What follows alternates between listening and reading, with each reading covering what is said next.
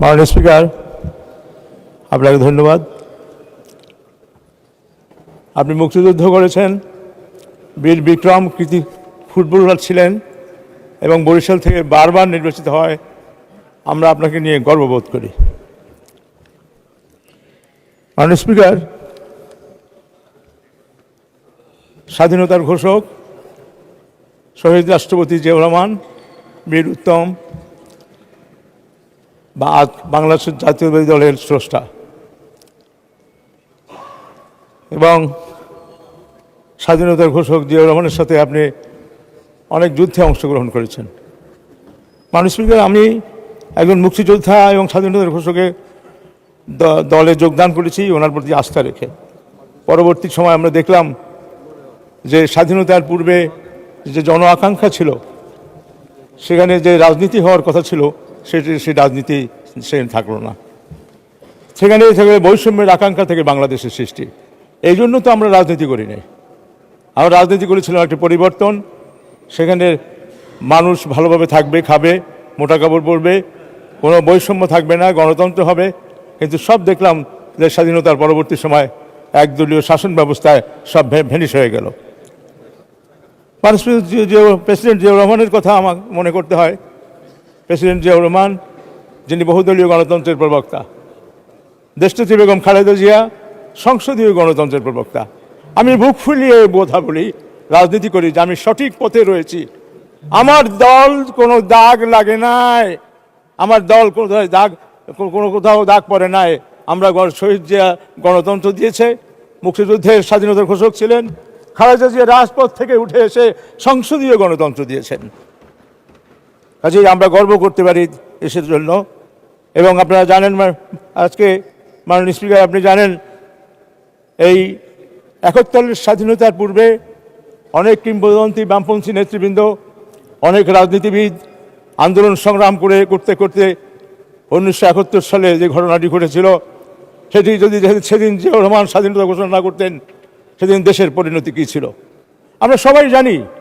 সেদিন শেখ মুজিবুর রহমানের কথা ছিল তিনি পাকিস্তানের প্রধানমন্ত্রী হবেন, এবং সেদিন প্রেসিডেন্ট জিয়াউর রহমান স্বাধীনতা ঘোষণা না করলে দেশের অবস্থা কী হতো আমরা জানি না।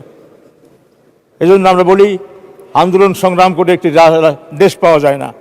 একটি দেশের জন্য সেদিন স্বাধীনতার জন্য প্রয়োজন ছিল একটি সশস্ত্র সংগ্রাম, আর সেই সশস্ত্র সংগ্রামের ডাক দিয়েছেন মেজর জিয়াউর রহমান, যিনি শুধু মুক্তিযুদ্ধই করেননি, তিনি দেশ গড়ার জন্য বাংলাদেশি জাতীয়তাবাদের দর্শন রেখে গেছেন, যেটি আমাদের কাছে সবচেয়ে গুরুত্বপূর্ণ।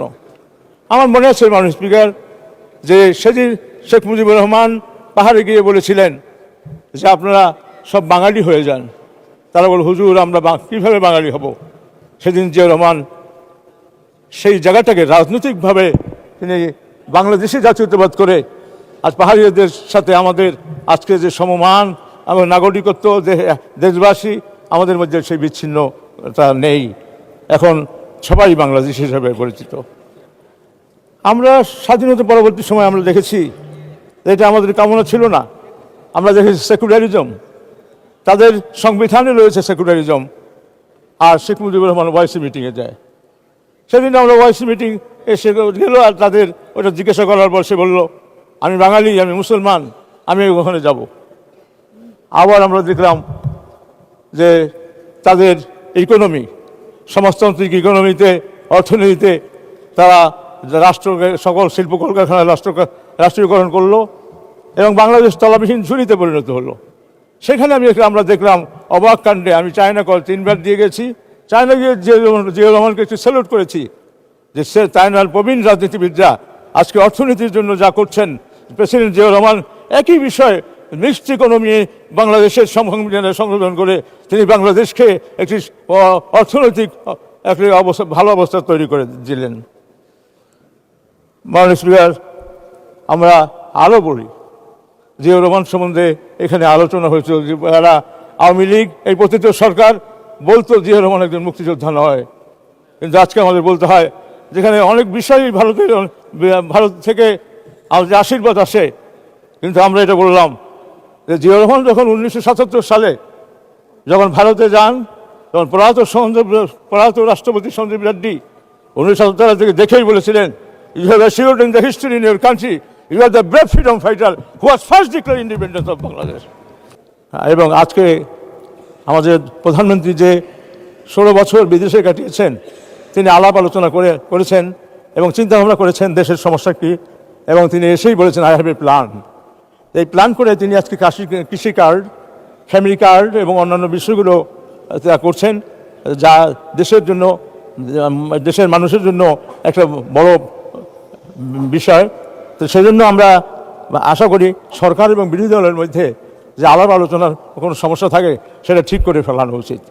এবং এটা নিয়ে আপনারা এখানে বসে একরকম কথা বলেন, বাইরে বসে কথা বলে আপনারা দেশের পরিস্থিতি খারাপ করতে চান, এটা আমার মনে হয় এটা ঠিক হবে না। তারপর আমরা দেখি যে আমরা প্রতিটি সরকার আজকে যদি আমাদের মধ্যে একটি ঐক্যবদ্ধতা না থাকে, কিছু ব্যাপারে আন্দোলন থাকবে, কথাবার্তা হবে, আবার কিছু ব্যাপারে তো নিজেদের মধ্যে সখ্যতা থাকতে হবে। কারণ প্রতিটি সরকাররা পাশের দেশে যদি আওয়ামী লীগের অফিস বানায় আর প্রায়ই এখন মাঝে মধ্যে মিছিল করে, মাঝে মধ্যে বিভিন্ন সমস্যা তৈরি করে, তাহলে কিন্তু এক সময় আমরা সবাই বিপদে পড়ব। সেজন্য আমাদের সাংগঠনিক কার্যক্রম, আমাদের সাথে যোগাযোগও থাকবে, সংসদীয় আলাপ আলোচনাও থাকবে। বাইরে আমাদের এই পতিত সরকাররা বাড়াবাড়ি করলে সেটাও আমাদেরকে দেখতে হবে। কারণ শেখ হাসিনা একটা মারাত্মক জিনিস এবং তার বিষয়ে সবাই যারা জানেন তারা সবাই জানেন যে সে ইচ্ছা করলে কী করতে পারে। তো আমি শুধু তার ব্যাপারে আপনারা শুনলে অনেকটা হাসি পেয়েছেন। আমি শুধু সেটা না, সে দেশ বিদেশে গিয়ে যে বিভিন্ন কথা বলেছেন। বিল ক্লিন্টনের বিদ্যুৎ মন্ত্রী বিল রিচার্ডসন, তার একটা উক্তি আছে, if prime minister Sheikh Hasina has any fault she has to be less vindictive. হ্যাঁ, তো আজকে আমরা সেই শেখ হাসিনাকে আজ প্রতিটি সরকারকে বিরুদ্ধে চিন্তাভাবনা করেই আমাদেরকে এগোতে হবে, আমাদেরকে ঐক্যবদ্ধভাবে আন্দোলন সংগ্রাম করতে হবে। এবং আমি মনে করি যে আজকে উন্নয়ন, সেই উন্নয়নের কথা, আমি বরিশাল বিভাগীয় হেডকোয়ার্টারের এমপি, আমি 6বার নির্বাচন করেছি, 5বার এমপি হয়েছি, 1বার মেয়র হয়েছি। আমি বাংলাদেশের রাজনীতিতে আন্দোলন সংগ্রাম এবং রাজনীতিতে পুরোপুরিভাবে সবসময় আন্দোলন সংগ্রাম করেছি। আমার বিরোধী দলের নেতা আমার জেল ফ্রেন্ড, ওনাকে সুন্দরভাবে সঠিকভাবে জেলখানা যেভাবে দেখেছি, মাঝে মধ্যে এখন মনে হয় যে উনি যে মাঝে মধ্যে সিংহের মতো ঝাঁপিয়ে পড়তে চান, সেটা তো আমরা আগে বুঝতে পারি নাই। তো আমার কথা হলো এটা যে আজকে সংস্কার এবং সংশোধনের যে বিষয়টি, যদিও আমাদের কমিটমেন্ট ছিল। মাননীয় সদস্য, আপনাকে অসংখ্য ধন্যবাদ। মাননীয় সদস্য, আগের সেশনে দেয়া ছিল, এই সেশনে 5 মিনিট বরাদ্দ ছিল আপনার জন্য। 1 মিনিট, ঠিক আছে, আপনি 2 মিনিট নেন, 2 মিনিট।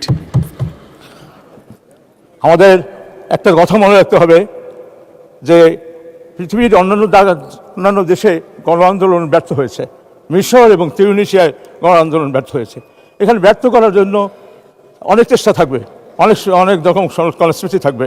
আমরা যেন সেই কর্মসূচিতে না জড়াই, আমরা যেন দেশের স্বাধীনতা সর্বাগ্রে বাংলাদেশ। এবং আমাদের সবচেয়ে একটা কথা মনে রাখতে হবে যে শেখ হাসিনা যে এত ধুরন্ধর, যে আজকে ভারত পাশে একটি এত বড় দেশ, আজকে বিভিন্ন বিষয়ে তারা তাদেরকে সাহায্য সহযোগিতা করবে। এবং আমার মনে হয় কিছুদিন পরে তারা বিভিন্ন জায়গায় রাতের এখন ঝটিকা আন্দোলন আরম্ভ করেছে, তো কখন তারা বিভিন্নভাবে ষড়যন্ত্র করে আন্দোলন করবে। কারণ বাংলাদেশের জাতীয়তাবাদী রাজনীতি পৃথিবীর জাতীয়তাবাদী রাজনীতি থেকে বিচ্ছিন্ন নয়, কাজে আমাদেরকে ঐক্যবদ্ধভাবে গ্রেটার ইন্টারেস্ট ঠিক রাখে আমাদের আন্দোলন সংগ্রাম করতে হবে। এমন কিছু আমরা যাতে না করি যাতে আমাদের বিচ্ছিন্নতা হয়, আমাদের বিভক্তি হয়। সবাইকে ধন্যবাদ। আসসালামু আলাইকুম।